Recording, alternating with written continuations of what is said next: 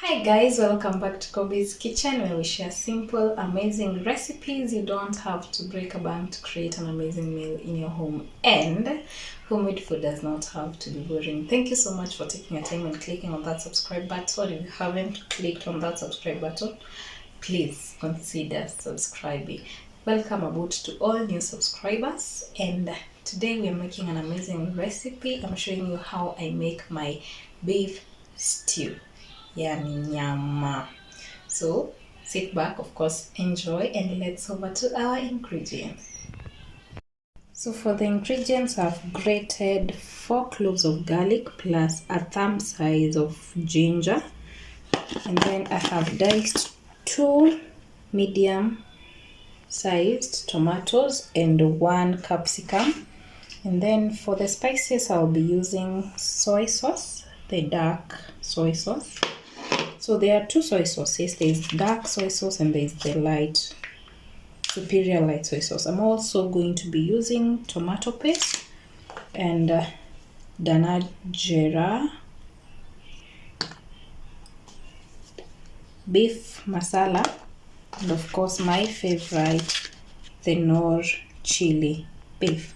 So of course I have boiled my meat to ensure, because sometimes you find kuna nyama zingine ngumu, so I've just boiled my meat, and this is the broth from the meat. So I really boil my meat with a lot of water to ensure nitabaki na broth yenye nitaweka kwa fridge nikaange my other stews, my bean stew, my hizo stews zingine, ikuwe ni dengu nini, maharagwe nini. So I use this. So that's a tip. You can boil your nyama na maji mingi alafu store your broth in your fridge. So let's head over to a cooking pot and start cooking the nyamas. So in a pan, heat some oil and fry your onions until they are translucent to your liking. So we don't need them to be golden brown, but if you prefer golden brown onions, then it's okay. Me, I prefer translucent ones, so I'll wait until they are translucent to my liking before adding my next ingredient. So this is my preferred way of cooking my stew. So the onions are translucent so far. So I will then add in my grated garlic and ginger pamoja. So if you have the garlic and ginger paste, weka pamoja, koroga. Let it cook, but ikikaa for too long, the garlic will cook iungue ikue bitter. So be keen on that. Koroga for some seconds. The garlic ikianza kushika sufuria, we then put in our nyanyas and hoho. So I'll put in my nyanya na hoho pamoja.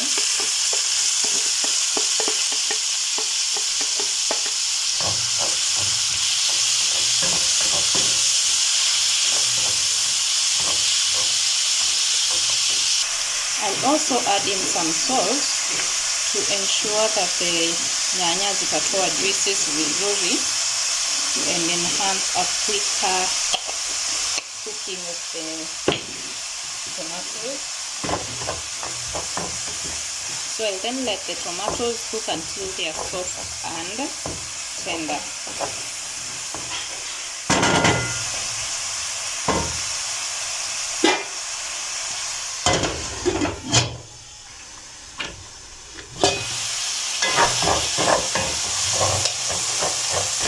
So once they are soft na zinabondeka vizuri, as you can see, we will then add in our spices this time. So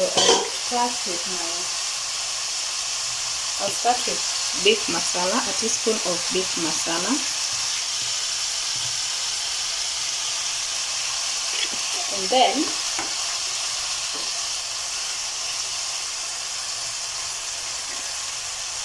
adding a teaspoon of my Dana Jeera. This enhances the flavor. So this is my to-go spices for every stew. Mkoroge.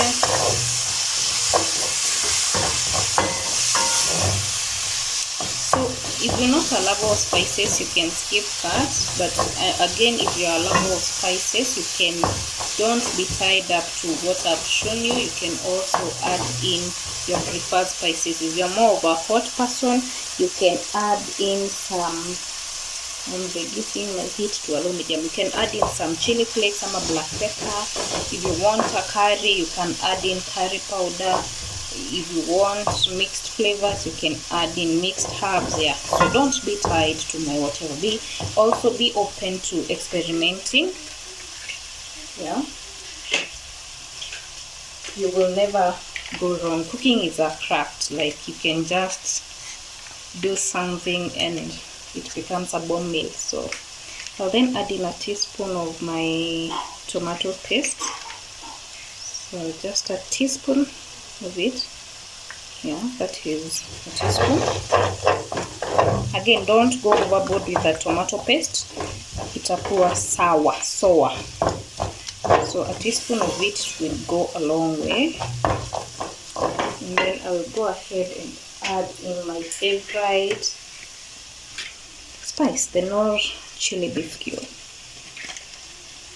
So I'll add in a whole lot of it because I love it. But if you don't like it, if you want it mild, you can just cut half of it. But for me, I'll use the whole cube.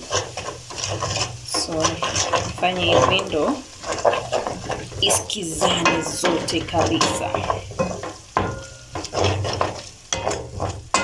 So at this point, I can now add in, you see the sauce is thick. To prevent it from burning, I will add in my beef stock kadogo too. So yeah. Sasa niongeze moto.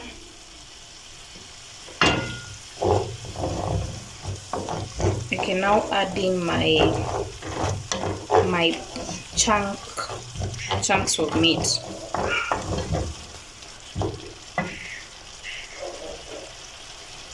So my meat is already pre-boiled, as I had said. So I'll be adding in my meat. So it enhances also the cooking time, inakuwa reduced nikisha boil nyama yangu. So sahi sitai cook for too long because it's already cooked and it's already soft to my liking. So I'll just koroga, yani nataka tu flavors ziingiane zenye nimeweka. So I'll just koroga. And then add in my broth for the sauce or for the stew. So kama unakula kitu cha kunyonga, kama ni chapati, eka broth mingi. Kama you want a wet fry, eka kidogo. If you want a dry fry, skip that part of the sauce, of the broth, I mean. So I'll then add in my broth at this point. Mkikuyu ni maji. Weka maji mingi. Yani weka your broth vizuri. Don't worry. Let them judge you. So that is my broth. So I'll let this, I'll adjust my salt to taste and then let it boil. Sasa at this point siati nangoja it boil for long. Yani tu ni hizo flavors zi immerse vizuri ndani kabisa. So I'll adjust my salt at this point. And if it's not to your liking, ongeza kidogo. Plus remember I showed you that one of my spices is the dark soy sauce. So ongeza kidogo, putting into mind that the soy sauce also has salt and you don't want to oversalt your stew. So nitaweka kidogo and then allow ubakishe ka space ka soy sauce kukuwa na shube. So and let this boil for a maximum of 8 minutes. That's a maximum, but 5 minutes you're good to go. So let this boil up here. The stew will thicken, and then so that I add in the soy sauce. Also always comes in at the last point. So let this boil. And then after the 5th minute, we can add in our soy sauce and our garnish it with our spring onions or danias, and then call it a meal. So let's do this. Sorry. So our 8 minutes are done. And I love it so far. So my last ingredient is my dark soy sauce. So I'll just put a dash of it, which is equivalent to let me see, that is 1 tablespoon, 2 tablespoons, yeah, 3 or 4 tablespoons. So I'll just eyeball mine. However, you can put it according to your liking. Yeah, haina kipimo, bora usiweke tena, usiexaggerate pia sana. Yeah, there are some spices that I tend to put until I hear ako kasauti kabari ka ancestors kakiniambia ni hivyo. So yeah, this is one of those spices. So I put, nikiona bado haijakuwa brown to my liking, I put again. Yeah, so that's why I was saying be careful with the salt, because if you tend to put more salt before adding your soy sauce, you over salt your stew. So yeah, and this is it. Yeah, sasa hapo tuko sawa kabisa.